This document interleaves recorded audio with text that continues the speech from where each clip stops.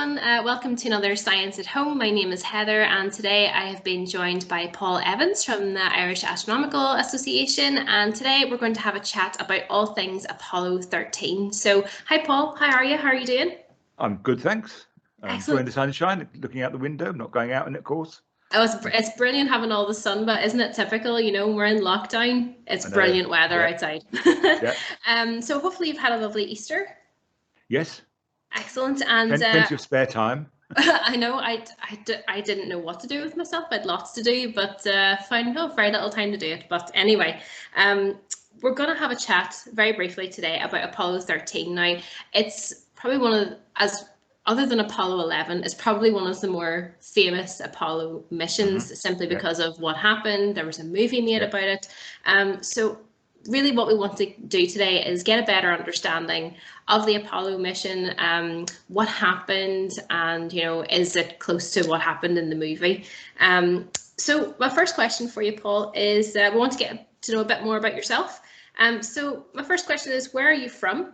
And have you always had an interest in space? Okay, well, as you can probably tell, I'm not originally from here.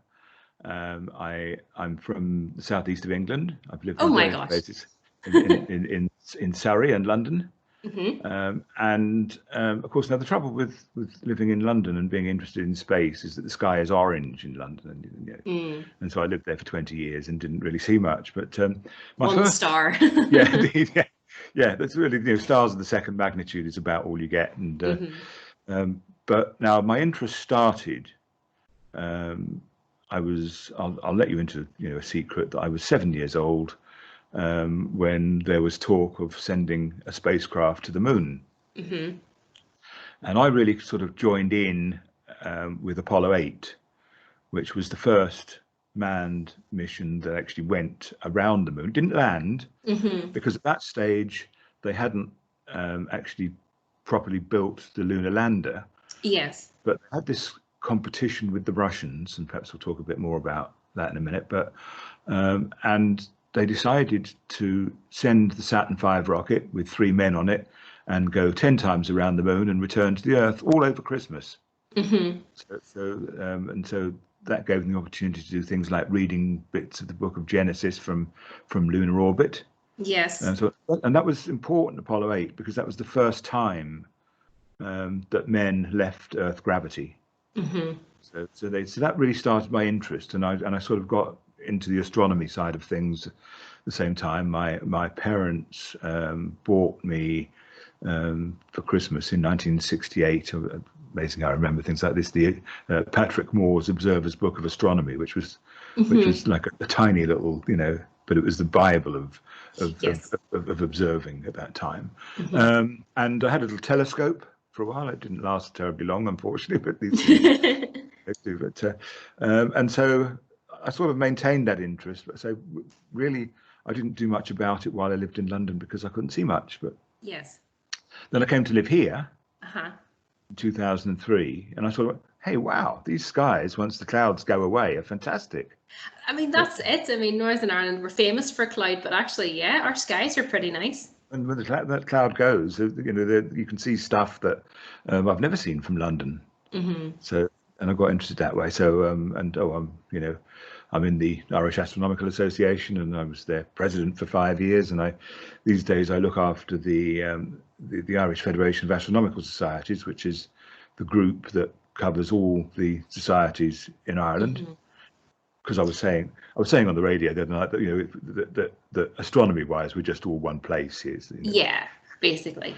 And just for my own benefit, how many members are a part of the IAA? There's about 220 at the minute. It goes up and down a little bit. Some come in, some go out. You know, and but about 220 of us. Yeah, and we meet. Wow.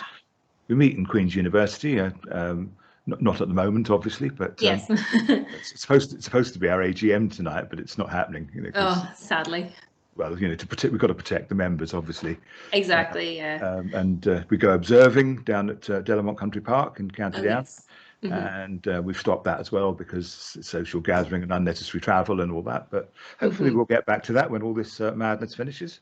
Yeah, and you're a keen photographer as well, aren't you, Paul? I mean, I've seen some of your work. It's brilliant. Yeah, no, I do. I love taking pictures. I always have done really. And it's curious in many ways that, I mean, I picked up my father's camera when I think I was about 10 or something like that. And then I had my own cameras and stuff. And I never actually put the two hobbies together until one fabulous night. I found myself on holiday in a place called Franz Josef Glacier in New Zealand.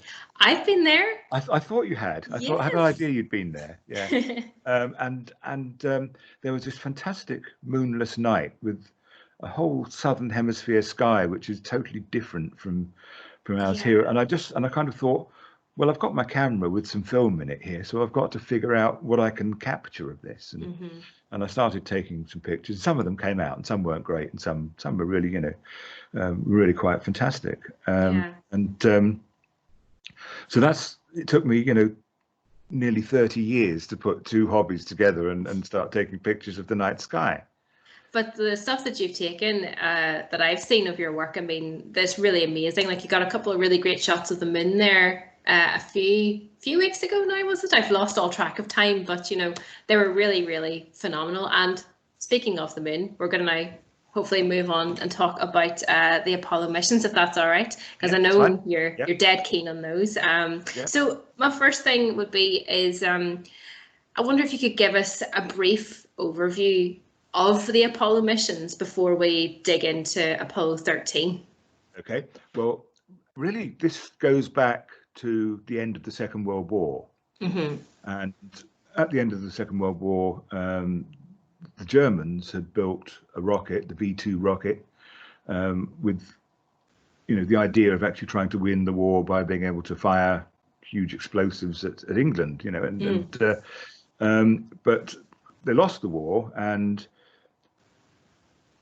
it broke down two ways, really. That the engineers who built those rockets, they surrendered to the Americans because they'd kind of heard that surrendering to the Americans was better than surrendering to the Russians. Yes. You can see where that probably comes from. But the Russians did get the factories, right? And so out of the end of World War II, you've got the Americans got the German expertise in rocket building, and the Russians got the factories.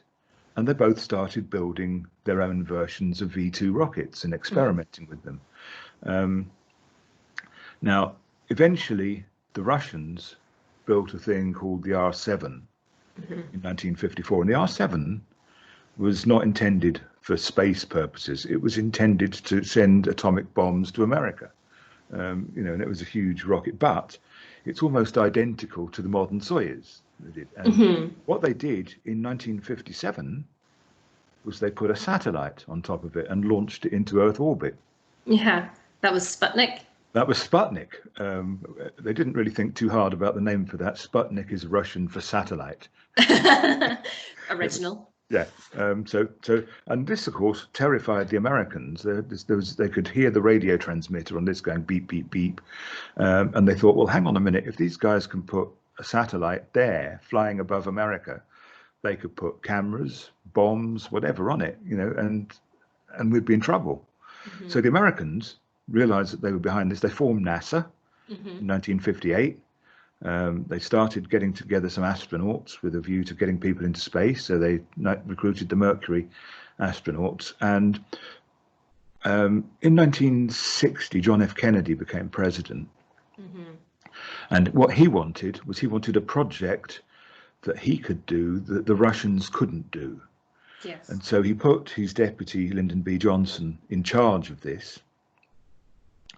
And he came up, he talked to everyone about what they could do, and he got talking to Wernher von Braun, who was the German engineer who was building rockets.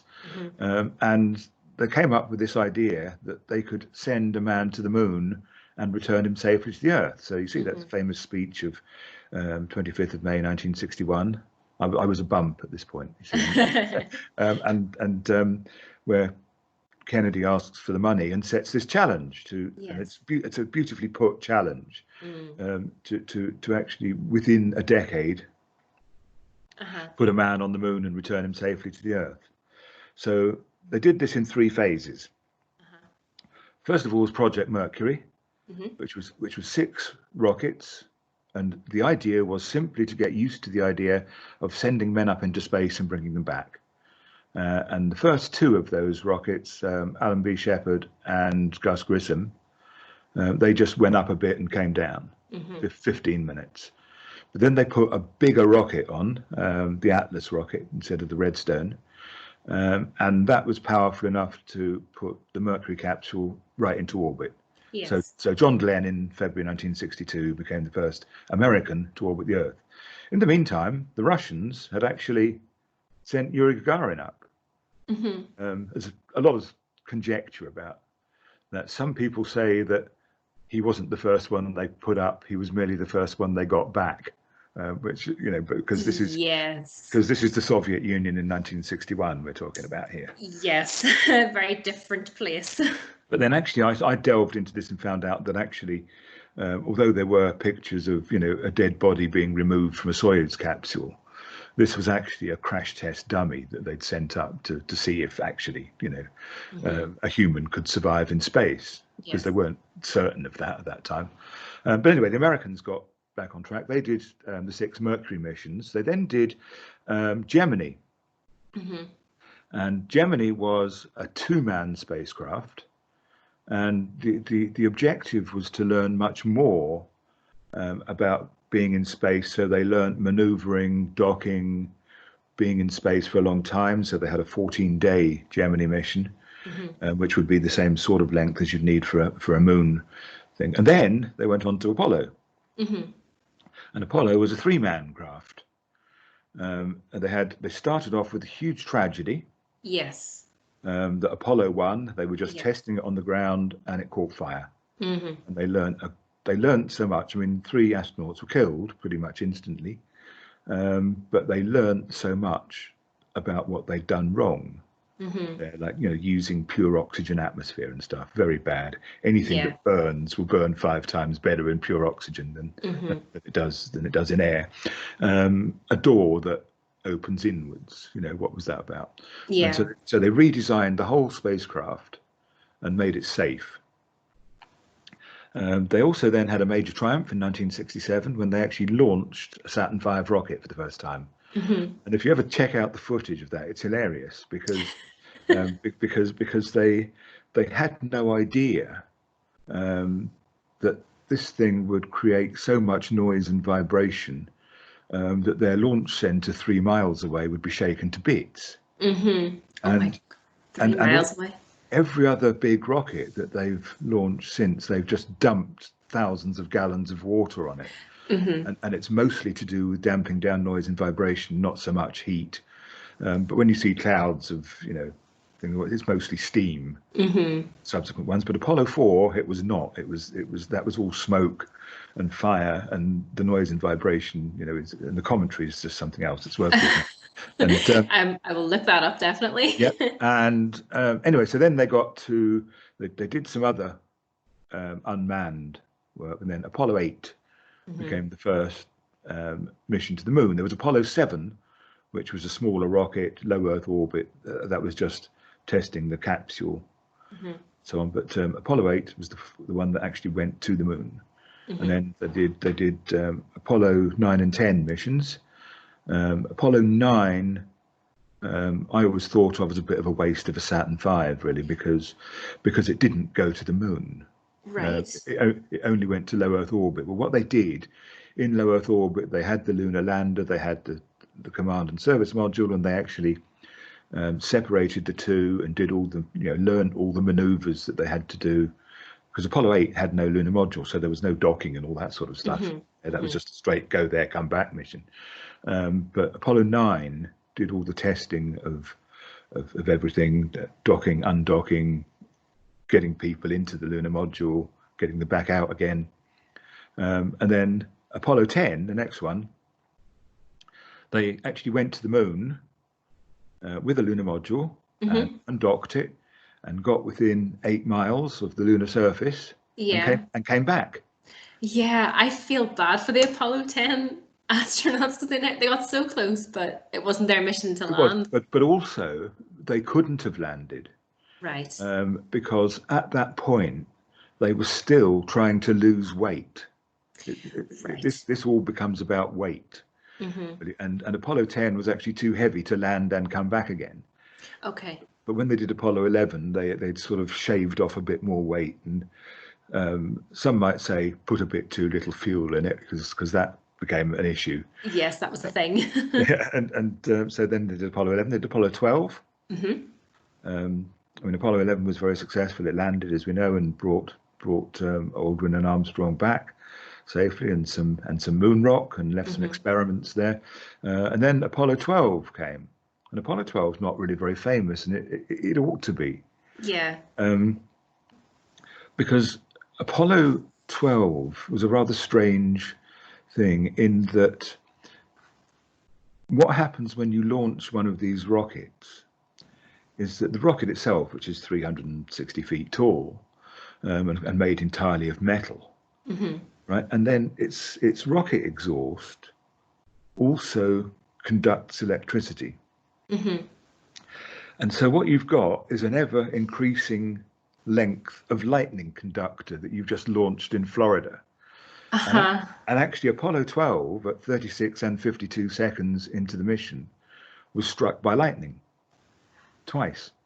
Oh, wow.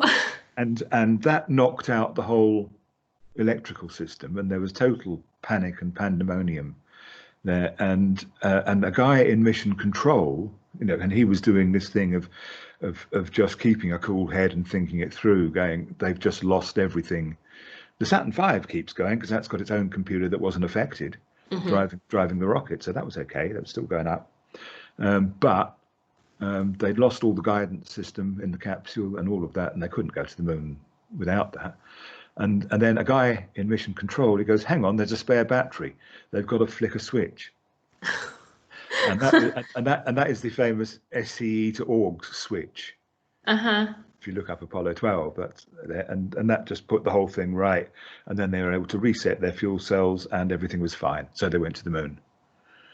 The only thing they were worried about with Apollo 12 was that if that lightning strike had damaged the parachutes that they need to actually splash down in the Pacific. Yes. But so this is 1960s thinking and how it's different now. They said, well, if it's damaged, is there anything we can do about it? And they said, well, no, there isn't. They said, well, let's go to the moon then. Yeah, that's definitely different thinking that would have been thought of now. I mean, a lot of things I find about Apollo wouldn't work the same way now. Yeah. Because we have health and safety. Yes. and if you do the risk assessment, there's all sorts of things they did that you just wouldn't do. Yes. That's Apollo insane. 8 being the main one, really. You just wouldn't do Apollo 8. Yeah. Not when the second Saturn V to launch. Apollo 4 was the first. Apollo 6 was the second. And Apollo 6 unmanned nearly shook itself to bits. Oh God. And their logic they followed was this: we know why this happened and we know what to do about it, so we'll do that. And they just put 3 men on the next one. Now that process now would take 5 years of testing and development to make sure they'd got it right, Yes. And checking everything, if not twice, 3 times, just to make sure everything is A-okay. Exactly. Yeah. So, yeah. So then we get to Apollo 13. Yes. The one that sticks out in a lot of people's minds, even people who are maybe not so into space and astronomy, they've heard of Apollo 13. So my next question for you is, who were the original astronauts of Apollo 13? There's sort of 2 legs to this argument, because first of all, the crew for Apollo 13, if you go back about as far as 1969, the crew assigned to Apollo 13 was actually the crew that eventually went on Apollo 14. So it was Alan Shepard and Stu Rooser and the other guy's name I temporarily forget. Totally fine. But totally fine. But it was Apollo 14's crew. Yes. And then they decided that now Alan Shepard had flown the first Mercury mission, but he was grounded after that because he had, let me get this, I think he had a heart murmur. Right. Yes. And he was grounded. But then, but later on, he actually managed to find some medication that sorted that out. Or was it? Maybe the other guy had the heart murmur and he had the ear problem. I forget which was which, but yeah, they took their health very seriously, didn't they? But Deke Slayton, who was the other Mercury astronaut who never flew up to that point, those two were put in charge of the astronaut office, so they were in charge of deciding who went on which mission. But Alan Shepard decided that he, had found a solution to this, and he was okay to, to go. But they decided that he was best, given more training and kept for Apollo 14, whereas Jim Lovell, who'd already done Apollo 8, and his crew, they were ready for 13, so they put them on Apollo 13. So there was then a last-minute change in that Ken Mattingly, who was to be the lunar module pilot, Apollo 13, came into contact with someone who had German measles. To which he had never had German measles, and obviously you don't want someone getting German measles on the way to the moon. So just several days before launch, he was pulled out of it, and Fred Hayes was put in. Was Fred Hayes? No, Jack Swigert was put in. Hayes was there already, yeah? Yes. So Lovell and Hayes were there already, and Jack Swigert was put in to replace Ken Mattingly. So there was a little bit of shuffling around of the crews for 13 there. Yeah, you can imagine Ken Mattingly, like the devastation he must have felt, because it was so close to launch that, he may not have even, it may have just been in the same vicinity as someone with the German measles, but they couldn't take that risk because, as you say, the one thing you don't want to get while you're up in space is incredibly ill with something like German measles that could spread to the rest of the crew. So I do feel for him. Yeah, the rest of the crew were okay because they'd had it as kids, and it's one of those things that once you've had it, you've had it. Yeah. But he hadn't, so he was off the mission, quite close to launch. Yeah. So everyone knows that Apollo 13 was the mission that had the disaster. So there was an oxygen tank. There was something happened to it. So can I ask you? Can you explain to us what happened to this oxygen tank when they were in space? This gets a little bit complicated, but now if you imagine your car, right, and you have a fuel tank in your car, and one of the things you like to know is how much fuel is in it. And so you've got a little thing that floats in your petrol or diesel that then is wired up to a lever that moves a needle on your dashboard. This doesn't work in space. They had oxygen and hydrogen tanks in the back of the spacecraft, and that provided all their breathing oxygen and mostly their electricity and so on through their fuel cells. And they do want to know how much oxygen they've got, but unfortunately, in zero gravity, the liquid doesn't just sink to the bottom. It's all over the place, and so they have this routine. I don't really completely understand how it works, but if they periodically stirred up the tanks, they could gauge how much was left. And so just routinely, after they'd done their TV broadcast for the evening, they just said, "Can you stir the tanks?" And Fred Hayes threw the switch to stir the tanks. And then we get to a problem. The tank had been damaged at a much earlier stage. Right. The tank was, if you like, a Friday afternoon job, and it was dropped only a couple of inches in the factory a year or more before, and some damage. And also the other thing is that they had tested it out, and they wired it up to the wrong power supply. Okay. So instead of being run on 28 volts, it was being run on 65 volts. And this damaged the insulation of some of the wiring. So eventually this accident waiting to happen happened. Yes. But when he threw the switch to put the current into the motors to stir up the tank, there was a spark and an explosion. And this blew the tank to pieces and blew the side off the spacecraft. Oh. I mean, you that's know, just, yeah. can you imagine their shock and their... Yeah. So, and that was when, now what Jim Lovell actually, in fact, said at this point was, Houston, we've had a problem. Yes. Right? So they sort of changed that a little bit. A famous misquote. Yeah, that's right. Yeah, yeah. So, so they were in trouble at this point. Uh-huh. They then had to go through a series of decisions to make about what to do, and what they decided to do. The easiest way of dealing with this was to change the rocket burn when they got to the moon to not go into lunar orbit, but to come straight back. And this is where the film gets a bit interesting, because you've seen Ron Howard's film, obviously. Yes. It's a pretty good depiction of the whole thing, pretty good. But they make, listen, this will shock you a bit, being a youngster, a bit, right? That you saw Jim Lovell, played by Tom Hanks in this film, had to do some calculations to work out how to change the duration of the rocket burn, and also bearing in mind that he was going to use the rocket on the lunar module, not the one on his rocket, because that was no longer usable because there'd been this explosion in the back. So he had to rework all that out, and he did so using a pen and a piece of paper. The reason being that this was 1970, and the first handheld pocket calculator was invented in 1971. So moon missions were happening before a calculator Which existed. is shocking.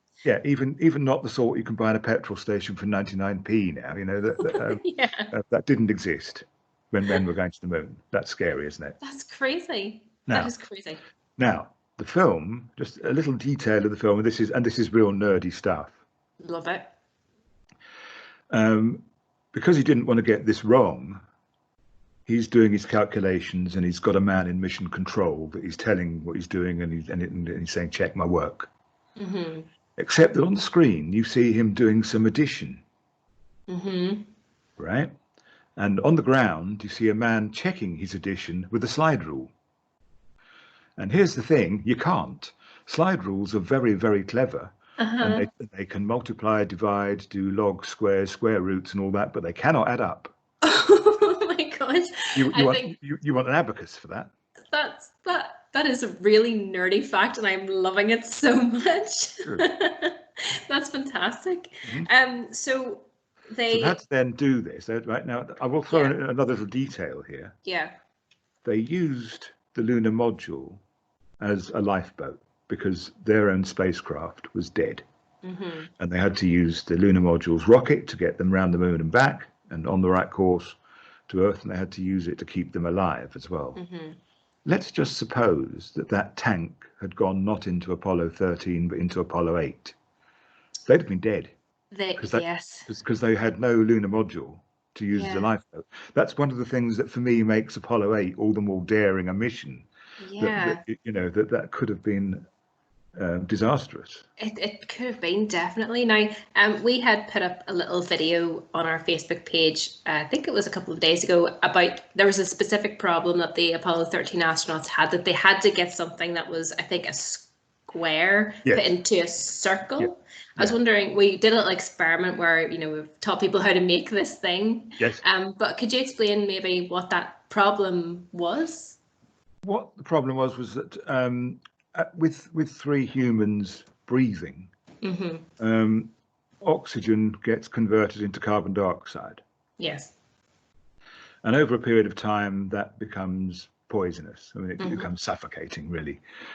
So both the command module and the lunar module had systems in place for dealing with this. They use a lithium hydroxide scrubber.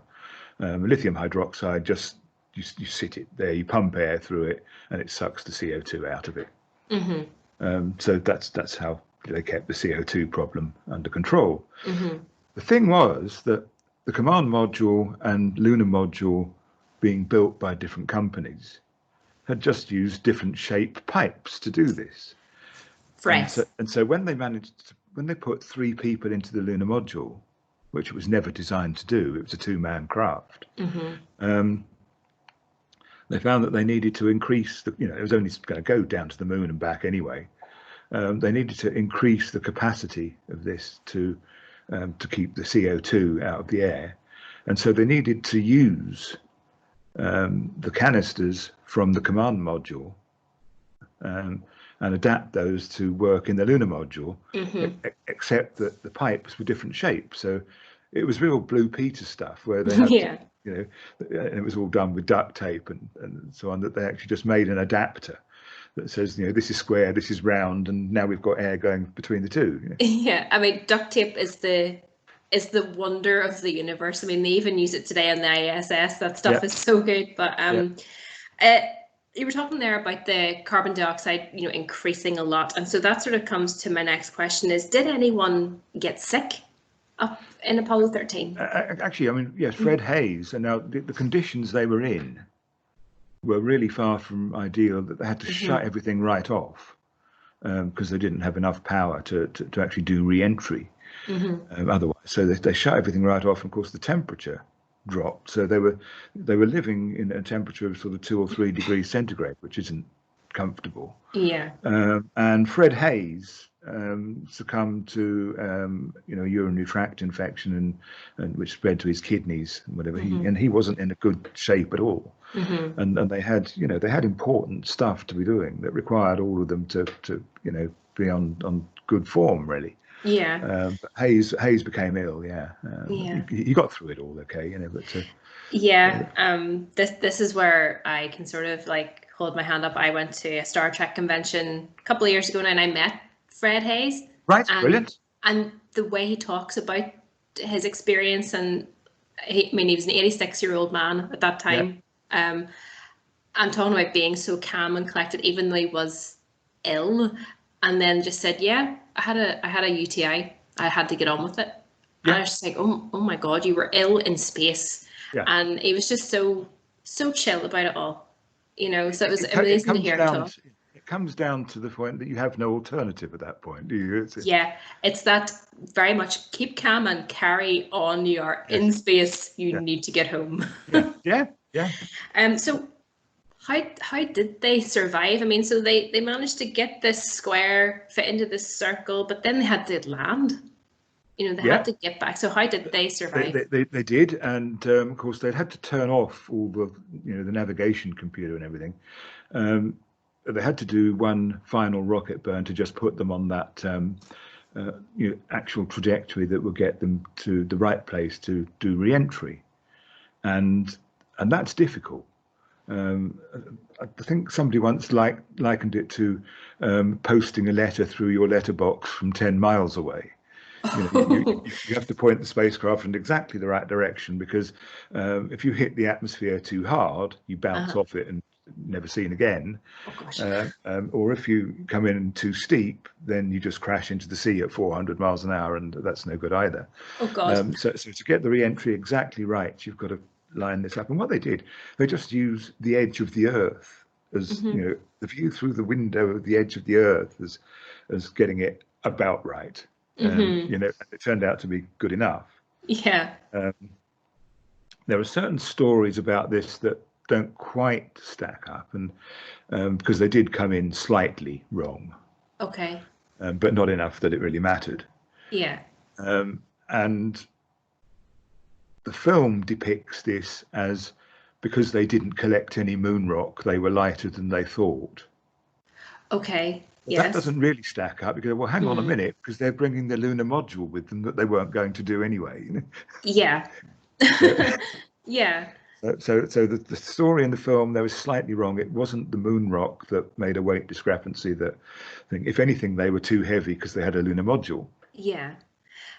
So then, just because we are talking about the film, how close really is the film to the real life events? We've already talked about the epic nerdy thing with the sidereal and then the weight distribution, but everything else, what do you make of the Apollo 13 movie? It's pretty much bang on. I mean, it's Hollywood, and so it's they set out to make a movie that people would actually want to go and watch, and so they made it more exciting, and the whole thing that didn't really happen at all the way that they depict is having Ken Mattingly in the simulator, spending hours and hours figuring out how to turn it on without taking too much from the battery sort of thing. Right. That's all hammed up quite a lot, Okay. We'll give them that. They worked that out, but yes, they did, but by and large, the film's pretty good. I mean, it's great films, it's Oh, definitely. I mean, like anything with Tom Hanks, I'm there. But it is a great movie, and I would be one that I would recommend people to watch. And another question that came, I asked some of my colleagues for questions, and the one question that came up that I want to know myself is, was anyone fired because of this? Not as far as I know, actually, because they were very positive about it. The important thing for them was to learn what they learned from it, and they didn't count it as a failure. They called it a successful failure, because although they didn't land on the moon, they got all the astronauts home safely, and they learned a great deal about the capabilities of their spacecraft doing this, and they made changes to it as well. That Apollo's 14 onwards had a tank, so that even if they lost both of the big ones, they still had enough air for the astronauts to breathe. Now, the earlier Apollos, including 13, that was all the same oxygen. So if you lost it, you kind of you lost your breathing as well as your power. But there was an extra breathing oxygen tank put into later Apollos as a result. So they learned lessons from it, and they didn't have, I don't think, a blame culture where someone's head had to roll, and as far as I know, it didn't.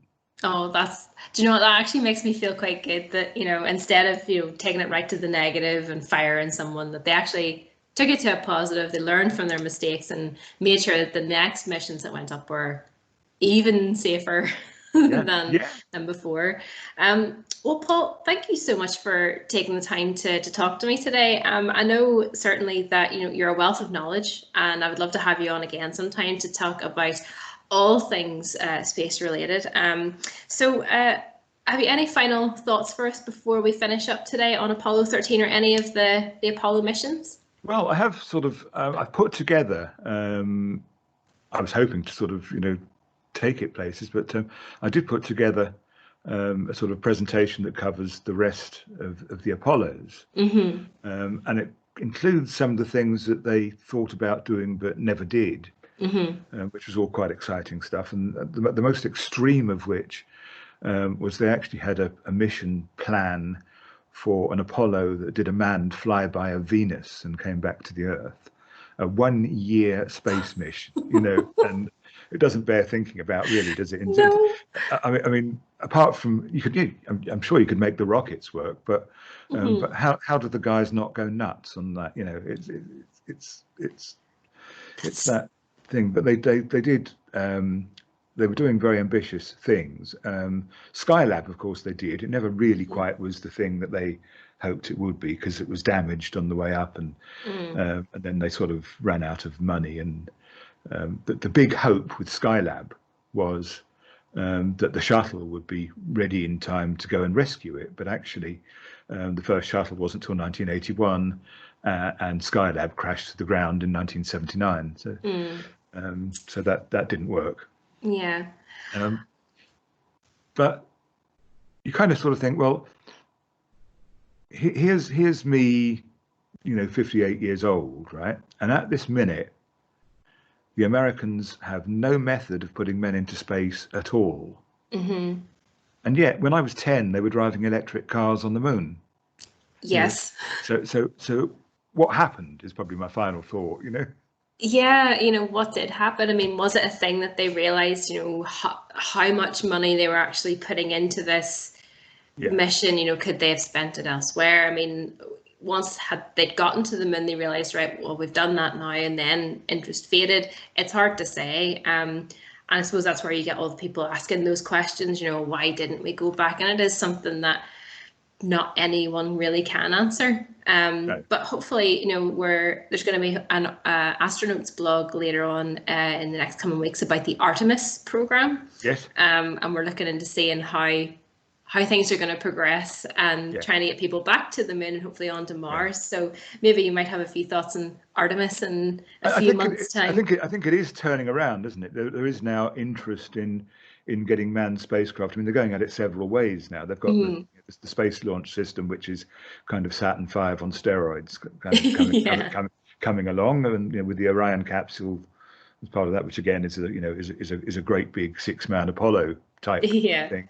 And then the stuff that Elon Musk and Jeff Bezos are doing, and Richard Branson even, of getting people back into space, not putting them on top of a Soyuz, because that's the only way that it happens at the minute. Yeah, we're definitely living in an exciting time, and kids are growing up now with that continued interest in space, and so many technological advances are happening that it might inspire them to be the next astronauts. And you know what? I want a Northern Irish astronaut. I want someone from here on the moon. I think that'd be great. Do you know there's a vacancy actually that's not done yet? We've not done first woman on the moon yet. Oh yes, I mean, here if they're looking for anyone, I will happily take up that mantle. Although I'm maybe a little bit too cowardly to do extreme stuff like that, but I could push through. No. Well, Paul, we've come to the end of today's interview. I want to thank you so much for taking the time to talk to us today about all things Apollo 13. It was great chatting to you. We'll hopefully get you on again sometime. Guys, that's it for today. Thank you so much for joining us for another Science at Home, and have a lovely day. Thank you, Paul, and we'll see you later.